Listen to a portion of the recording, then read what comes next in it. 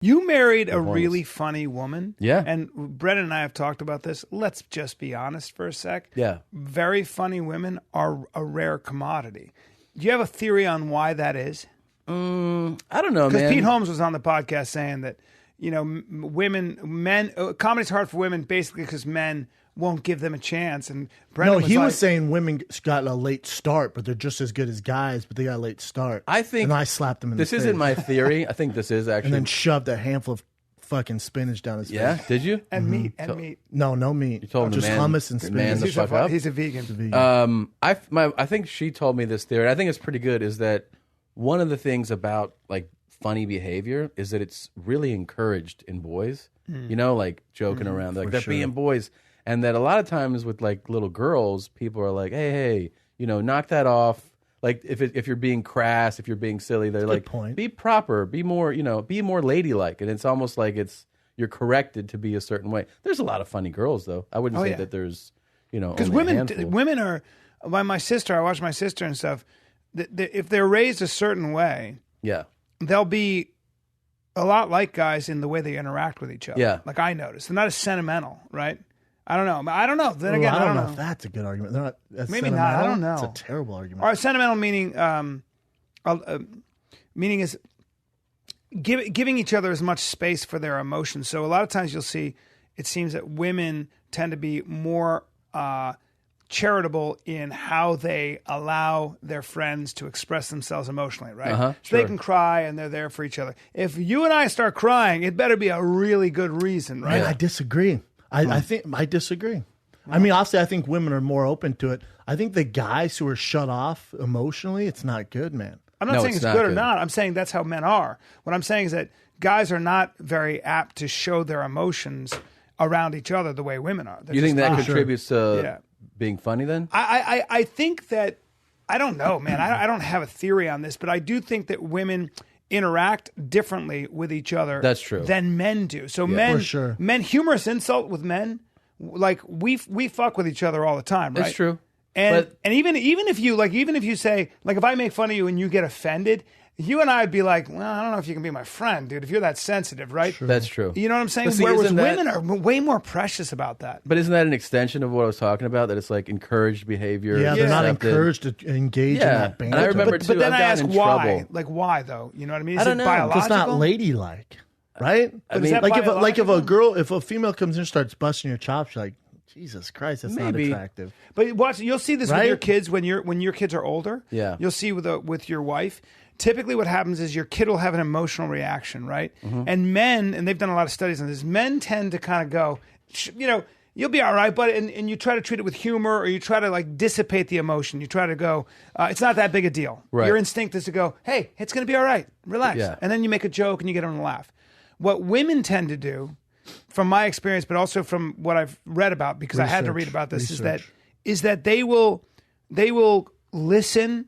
They will actually absorb the emotion. They'll feel it with their kid, and they'll acknowledge the emotion. Yeah. So what children will do is when they're really hurt or when they're feeling, they'll go to their mommy. They won't go to their dad. Right. And apparently both sides are needed. You need humor to dissipate, but women tend to absorb that. That makes a lot of sense. But it's also not. Yeah, I think to Tom's point, it's not encouraged for women to get into comedy.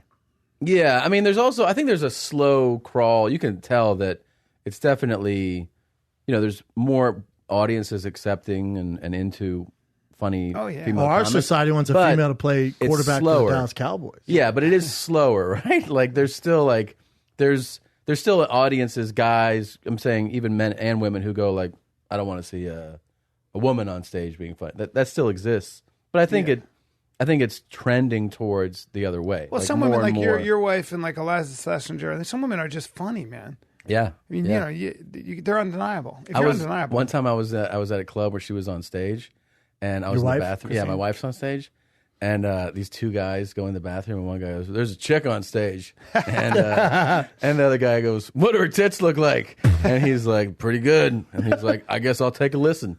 And that was and I was Christ. Like, that's some dude shit, man. For sure. But just that's meatheads. Dude, we were in but I think a lot of times too, like I'll see women come to comedy shows and I think a woman might rather watch another lady, right? Like, because they can relate to him for more. sure. Because if I'm up there talking about whatever, some dude thing, hunting, killing, most women, they can't relate to it, right? I guess it depends on your comedy.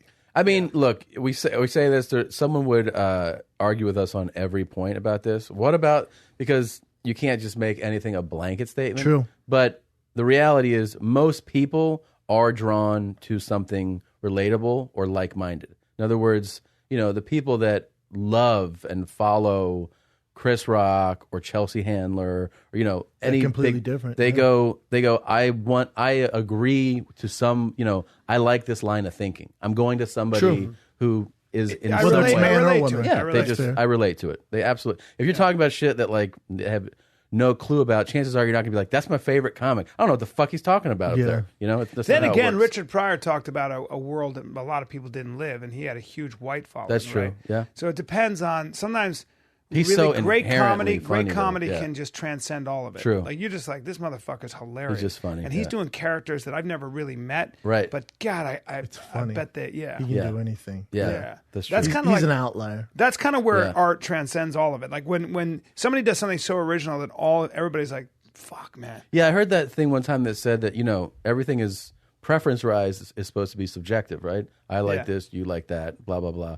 But that greatness actually isn't subjective. Greatness is objective, meaning that Correct. you don't go. Even a fool can appreciate yeah. Mozart. Yeah. So, I don't know. I think Eddie Murphy was, for me, for my age, I think your age, He was amazing. kind of How old are you, spaces Tom? out. I'm 37. So like Pryor, even though I know his greatness, it just wasn't something that I was watching. No.